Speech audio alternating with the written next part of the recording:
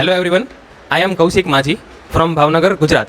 आज हमारी बीबीएस की लास्ट क्लास है और हम क्वेश्चन आंसरिंग सेशन करने वाले हैं, जिसमें सब क्वेश्चंस पूछने वाले हैं हमसे और हम उसका आंसर्स करेंगे। हमारा क्वेश्चन ये है कि जो हम स्ट्रक्चर में जैसे बीम हुआ, कॉलम हुआ, इनमें मिनिमम मैक्सिमम कितना कवर देते हैं मिनिमम में? अगर मैं आपको आंसर दूँ, वो डिफरेंट कितना कौन से कवर लेते हैं। फॉर एग्जांपल हम स्टेयर्स में लेते हैं 15 mm का कवर, फिर हम बीम में लेते हैं 25 mm का कवर, कहीं 20 लिया जाता है, स्लैब में 20 लिया जाता है कवर। वैसे हम अलग अलग कॉलम में 40, फुटिंग में 50 या 60 का कवर लेते हैं। वैसे मैक्सिमम अगर बोलूँ तो अगर कोस्टल रीजन है तो आप 100 mm का कवर भी आ सकते, तो मिनिमम आपका 15 होगा, मैक्सिमम 15 या फिर अपने डिज़ाइन के मुताबिक। अच्छा, तो मैंने आपका रिज्यूमे देखा, आपने पहले भी साइड पे काम किया हुआ है, तो आप बताएंगे 16 mm डाया का वेट कितना होता है पर मीटर? जैसे IS 1786 में दिया हुआ है, पर हम कैलकुलेट कर सकते हैं कि d²/162 से हम उसका पर यूनिट लेंथ के हिसाब से कितना kg होगा हम कैलकुलेट कर सकते हैं। जैसे अगर d² मतलब 16 × 16 डिवाइड बाई 162। मेरा सवाल ये है कि बीम के अंदर जो बार आएगा उसमें डेवलपमेंट लेंथ कौन सी होती है? जैसे अगर मैं आपको बताऊं तो जंक्शन, जैसे कि बीम और कॉलम का फेस आता है, कॉलम के और बीम के फेस से जो कॉलम में जाता है पूरा मतलब एंकर करते हैं, वो उस वहाँ तक का डिस्टेंस हम उसको डेवलपमेंट लेंथ बोल सकते हैं। 50d होती है। मेरा क्वेश्चन ये है कि हम स्टील कंक्रीट में हम स्टील ही क्यों यूज़ करते हैं, बम्बू क्यों नहीं यूज़ करते, एल्युमिनियम क्यों नहीं यूज़ करते, स्टील को क्यों प्रीफर करते हैं? जैसे अगर मैं माना जाता है कि बैम्बू वगैरह उसका टेंसाइल स्ट्रेंथ ज़्यादा रहता है, पर वो हम कंक्रीट में इतना जल्दी यूज़ नहीं कर सकते। क्यों?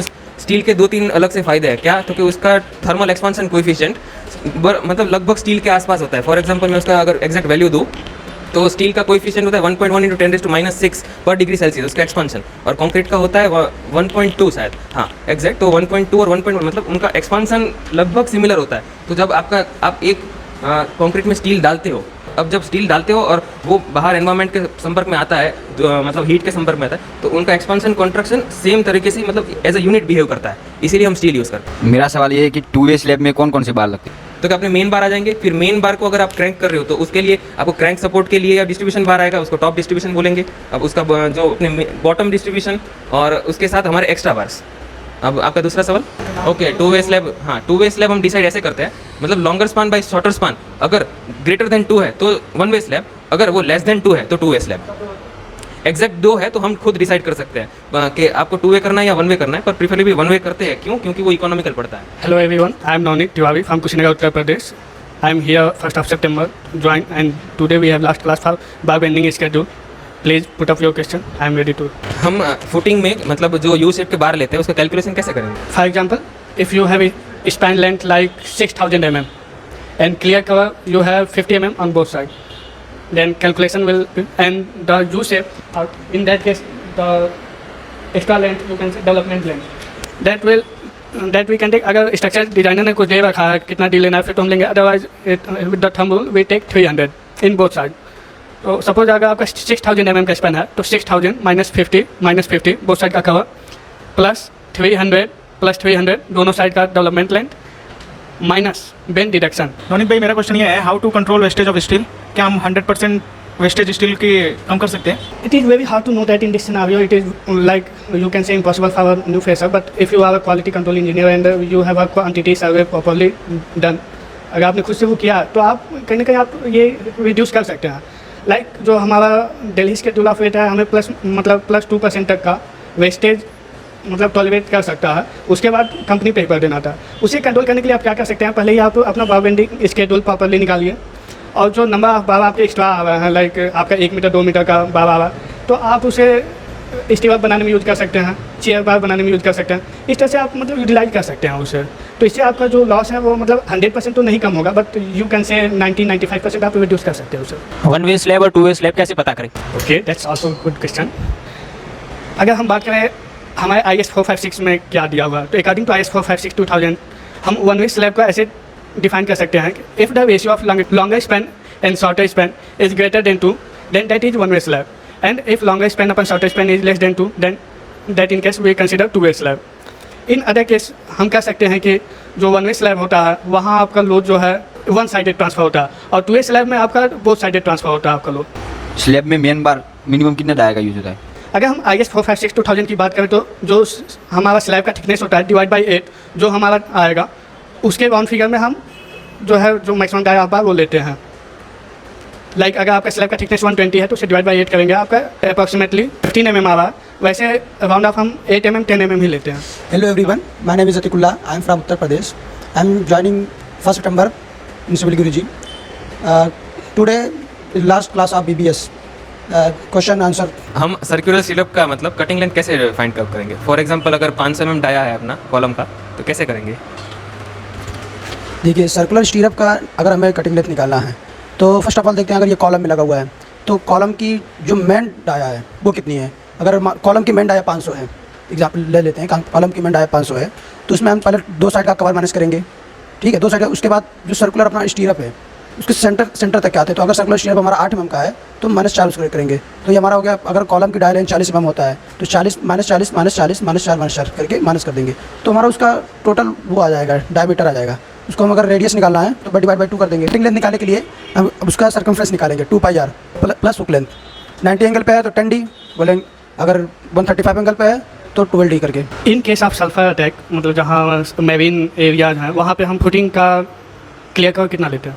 देखिए अगर जहाँ मतलब ऐसा हो कि अपना ज़्यादा इफेक्टिव हो तो वहाँ हम क्लियर कवर ज़्यादा लेते हैं, मैक्सिमम मतलब 60 मिनिमम 60 mm लेते ही है, उससे ज़्यादा लेते हैं 100 mm ले सकते हैं, वो अपना ड्राइंग के हिसाब से वो दिया रहता है, पर हमें जो लेना हो तो 60 mm से ज़्यादा लेना। स्लैब में कितने का कवर रहता है और बीम में कितने का रहता है? देखिए बीम में जो हम लेते हैं कवर वो अपना होता है 25 mm का, पर स्लैब में आप उसकी स्लैब की थिकनेस के लॉन्ग लेते हैं। अगर स्लैब की थिकनेस हमारी 150 mm की है तो उसमें हम अपना कवर लेते हैं 20 mm लेते हैं, लेकिन अगर आपकी थिकनेस 100 mm की हो तो वहाँ हम कवर 15 mm भी लेते हैं, वो उसकी थिकनेस के लॉन्ग लेते हैं, मिनिमम 15 mm होता है। क्लियर स्पान क्या होता है? ये क्लियर स्पान होता है इनर टू इनर, एक कॉलम से दूसरे कॉलम के इनर टू इनर डिस्टेंस जो होती है उसे क्लियर स्पान बोलते हैं। अगर बीम में लेते हैं तो क्लियर स्पान बीम कहलाता है वो। Hello guys, my name is Danish Ahmed, I live in Valsad.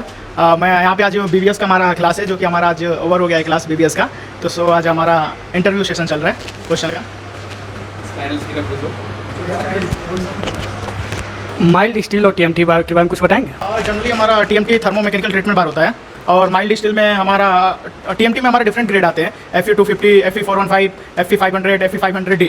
तो हमारा ये जो हमारा Fe और 500D हमारा ये डोनेट करता है। Fe हमारा आयरन हो जाता है और उसका जो 500 या 500D होता है वो हमारा इल्ड स्ट्रेंथ हो जाता है, और जो भी हमारा 500D की आती है तो हमारी डक्टिलिटी आ जाती है। माइल्ड स्टील में हमें जनरली हमें ग्रेड 250 और जनरली 250 ग्रेड देखते हैं माइल्ड स्टील में, और TMT में हमारे डिफरेंट टाइप्स के ग्रेड आ जाएंगे। दानिश भाई मतलब अलग अलग बैंड्स के लिए जैसे 45 डिग्री बैंड, 90 डिग्री, 135 कितना डिडक्शन लेंगे? हमारा जो भी हमारा बैंड डिडक्शन रहता है 45 डिग्री के लिए हम 1D लेते हैं, और 90 डिग्री के लिए हम 2D लेते हैं, और 135 के लिए हम 3D लेते हैं, और 180 के लिए हम 4D लेते हैं। जनरली हम जितने टाइप्स के रहते हैं उतने हम अपना ये यूनिट वेट कितना होता है 32 डायमीटर के बाद? जनरली हम यूनिट वेट निकालने के लिए D²/162 करते हैं, और जैसे कि हम 8 mm का करते हैं तो हमारा उसका यूनिट वेट 0.395 होता है, 10 mm का हमारा 0.617 होता है, और 12 mm का हमारा यूनिट वेट 0.889 होता है, और 60 mm का हमारा यूनिट वेट 1.580 होता है, 20 mm का हमारा यूनिट वेट 2.430 होता है, और 32 के लिए हम जनरली D²/162 करेंगे तो हमारा यूनिट वेट आ जाता है। स्टील के कौन से टेस्ट करते हैं साइड पे? जनरली हम जब साइड पे स्टील आता है तो फर्स्ट ऑफ ऑल स्टील का ग्रेड देखते हैं, कौन से Fe5 का कौन से ग्रेड, जो कि जनरली टेस्ट हमारे TMT टेंसाइल स्ट्रेंथ देखते हैं उसका स्टील का, और हम साइड पे आने के बाद हम प्रॉपर उसे ग्रेडिंग देखते हैं, कौन से MM की वो कौन से MM भी देखते हैं, और उसको प्लेसिंग करने के लिए हमें जनरली एक छोटा सा प्लेटफॉर्म बना के उसके बाद हम प्लेसिंग करते हैं कि जो कि हमें मॉइस्चर से इफेक्ट करने में वो कर सके। ऐसा हम लोग जो प्रॉप्स का यूज़ करते हैं उसमें डिस्टेंस क्या रखते हैं? प्रॉप्स का एक तो वुडन बल्ली यूज़ करते हैं, एक हम माइल्ड स्टील का हम करते हैं। माइल्ड स्टील में हम 900 से 1200 mm रखते हैं, और वुडन में रखते हैं हम 600 से 900 mm के बीच में ही डिस्टेंस रखते हैं। हेलो गाइस, मेरा नाम कुंदन साहू है। मैंने GEC मोरासा से अपना ग्रेजुएशन कंप्लीट किया है, और मैं 1 सितंबर को इधर सिविल गुरुजी में आया था, और आज हमारा लास्ट डे है BBS का। हम जैसे कॉलम का और बीम में जब लेफ्ट जोन कहाँ लेते हैं? हम कॉलम में हम L/4 को छोड़ के नीचे से L/4 और ऊपर से L/4 को छोड़ के देते हैं, और बीम में हम 2D दोनों साइड के छोड़ के देते हैं, और नीचे वाले में मतलब कि टेंशन जोन में हम बीच में लैपिंग नहीं देते। मेरा क्वेश्चन ये है कुंदन भाई कि हम डिफरेंट स्ट्रक्चर में कौन से कवर यूज़ कर सकते हैं? फुटिंग में हम 50 mm का यूज़ करते हैं।